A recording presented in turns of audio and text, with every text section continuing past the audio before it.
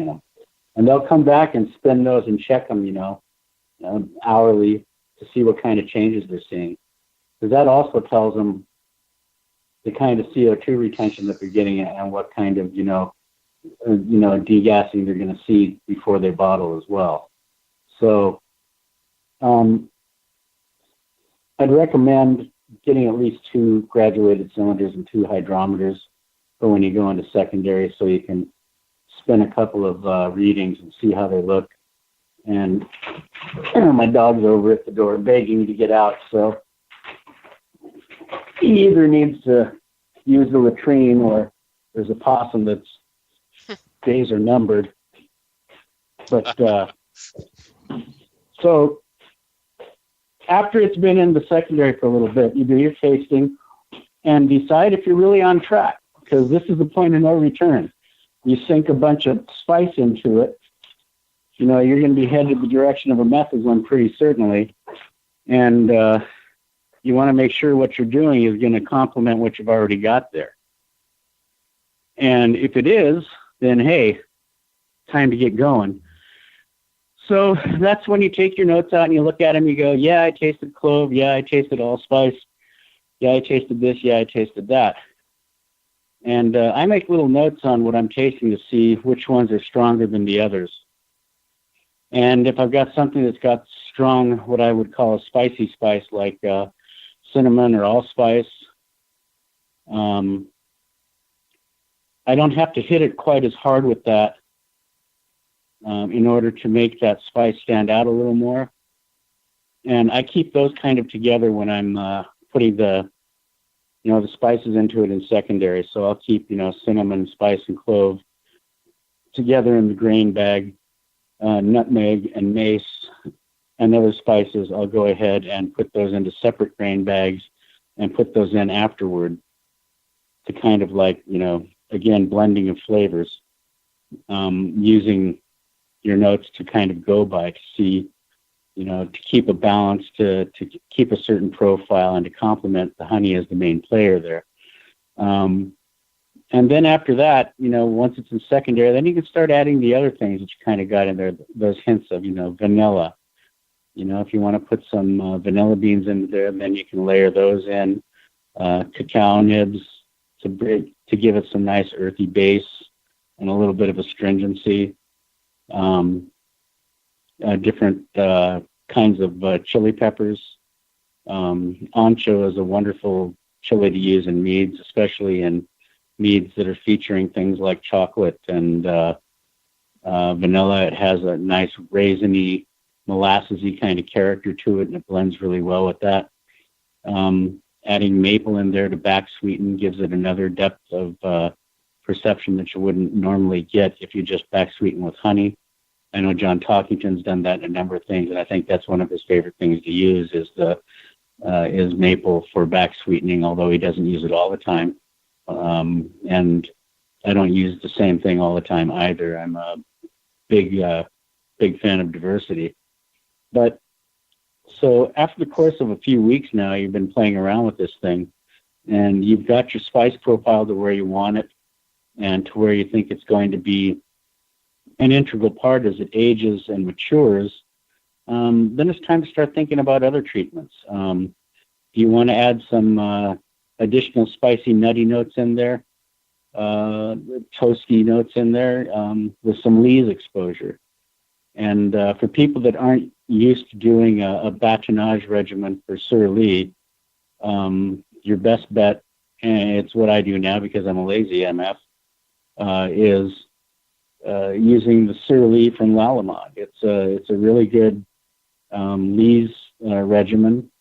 You stir 3 to 5 times a week for about 5 weeks, and taste and taste and taste. And when it's brought up the kind of character that you want, you go ahead and rack off of it and move on to something else, which in this case would be oak. And for me, I like a blend of different kind of oaks. So I usually start out with American oak to bring up that classic American oak profile that I really like, that nice vanilla. And if I'm really feeling my oats, I'll go ahead and take that oak and soak it in some Eagle Rare 10-year for a couple of weeks and just go ahead and put that right into the mix, like about a half a cup with the oak cubes in it, as well as the whiskey, and in it goes.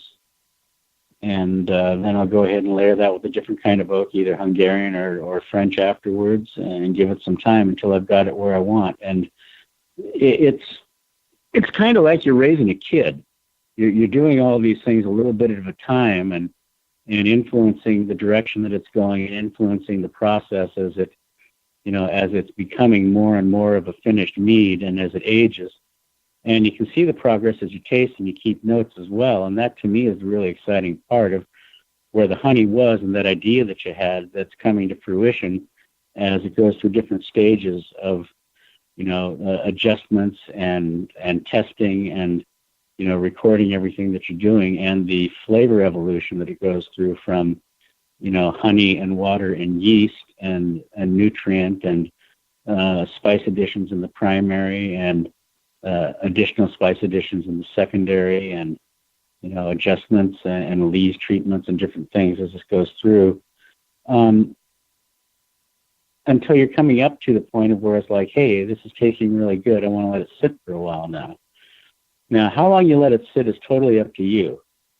I am a pretty long view kind of guy. I like to let things sit for about a year after I've got everything the way that I want it. And so that means, keeping the airlock full, keeping it topped up. I don't have faith that just blanketing CO2 over the top is going to keep it from oxidizing, because there have been a couple of scholarly articles out there about that lately. It's kind of like when you pour a light-colored alcohol or a dark-colored alcohol into a light-colored alcohol.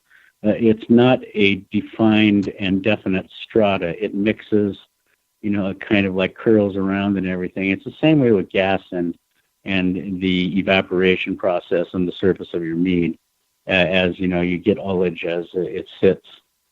So topping up with CO2 is a good thing. I think it's better than nothing, but I wouldn't put my faith in it to be, unless it's under pressure, very minimal pressure, so that you don't cause it to become carbonated. But over time, it's going to do that anyhow if you're not careful. So it might be time to look at different kinds of gases, maybe nitrogen. So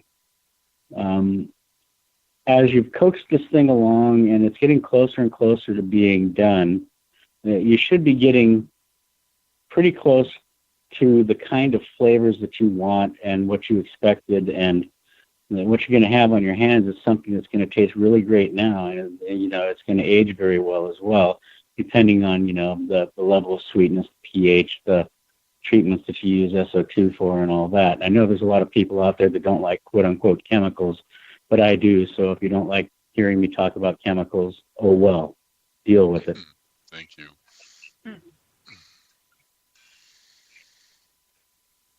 So that's kind of how I approach, like when I get honey, I don't just go, okay, I've got this really cool cranberry honey, I'm going to make a cranberry mead. Or I've got this really cool coffee honey, I'm going to make a coffee mead. Or I've got this really cool blueberry honey, so I make a blueberry, or I'm going to make a fruit mead, or I'm going to make a cherry mead, or something like that. I taste the honey, I get a sense of what it is, and, depending on what I taste, if it's fruity and it has that really nice, it gives you that salivation response where it gets into your mouth and it just makes you salivate all the heck. And it has a good level of, fruity kind of character, whether it's citrus or berry fruit or palm fruit or whatever it's going to be. I kind of let that tell me what I'm going to turn that into, rather than, okay, I've got $50, I'm going to go get some honey and a bunch of fruit and I'm going to make a melomel. Although I've done that, and I still do from time to time, but it's mostly with old recipes that I got, so I know what I'm going to be doing with it when I do it, rather than just deciding out of the blue, I've got this honey and I've got this fruit and this is what I'm going to make. I buy my honey first, and anybody that sees my honey buckets will know that I kind of hoard those things, and I'm greedy with them, like Gollum out, which is why I chose that picture of Gollum in the first place for Mead. because it's all precious to me, So, and I'm out there. I'm very covetous of it. I'm very, jealous of it, and I always keep it out there, and I'm tasting it all the time. And so that's how I kind of go through the process of deciding what I'm going to make. Once I've got an idea of what the honey tastes like and the flavor profile and everything like that. And and a lot of people go, well, that's kind of counterintuitive. You're a really hard science guy. And I go, yeah, once I get the process going, the science applies. But again, you never want to lose sight of the fact that this is an art as well. And losing the art in favor of the science, I don't think is going to make for great bedfellows, and vice versa. which is why I'm very actively trying to learn everything new I can get my hands on whenever I'm, in downtime in between, work and school and making mead and anything else that I'm involved in. And I've cut back on the other organizations that I was a member of to make more time so I can, be more involved with Mead up at UC Davis and at the Mazer Cup and going out to, I did a thing for the Orange County Beekeeper Society here not too long ago, and I've gone to a couple of different homebrew clubs and done demonstrations for them. And, there I don't get into the esoteric so much as the mechanicals. And it's the same way with doing sensory and tasting and judging. When I'm doing, like a 1 hour class, it's not going to be information dense as much as it's going to be process and methodology dense. Decide the equipment that you need, get the equipment that you need, set up your stations, set up your, I'll call it a crush pad for lack of a better term, where you're going to make your must and how you're going to, when you're going to inoculate and everything. Get all of your components out, have them set in a certain order the way that you want them to be, so you can just walk down the table and grab what you need and put everything together. So, I use, right now I'm using the Speedel fermenters in a box freezer with a Inkbird digital voltage controller on it to, control the temperature. So when I'm fermenting in there, I can keep the temperature where I want it to be while I'm fermenting. Most of the stuff I do at about 62 to 65 degrees. There's a couple of them, like with the W15 yeast that I use with some aromatic honeys when I can get my hands on them. I like at lower temperatures, down into the 50s. But for the most part, I like 62 to 65. You get a good, strong ferment. You save those volatiles, and you don't blow off the nuanced characters of the honey that way. So, talk a couple of minutes about traditionals, because I think one of the things that I'm seeing in the commercial mead world, as well as the home mead world, with certain notable exceptions, is kind of traditionals are becoming the redheaded stepchild of the mead world. I think there's a lot of places. Let's put it out there in black and white. Traditionals are the hardest mead to make. I don't care what anybody says, because there's not a whole lot to hide behind there, especially if you're making a dry traditional. And yeah, pinements can be hard to make, and yeah, the different kinds of melomels and method ones can be hard to make as well to get the balance right every time and to make it work right every time. But you really have to have a good sense not only of the honey, but of your own process and your own methodologies in order to get a good traditional out there.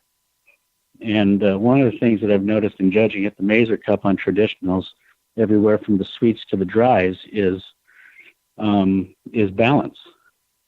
And Eric Lowe wrote a little thing about that, about making sure that everything was balanced with acid, and I agree with that for the most part, to a certain degree.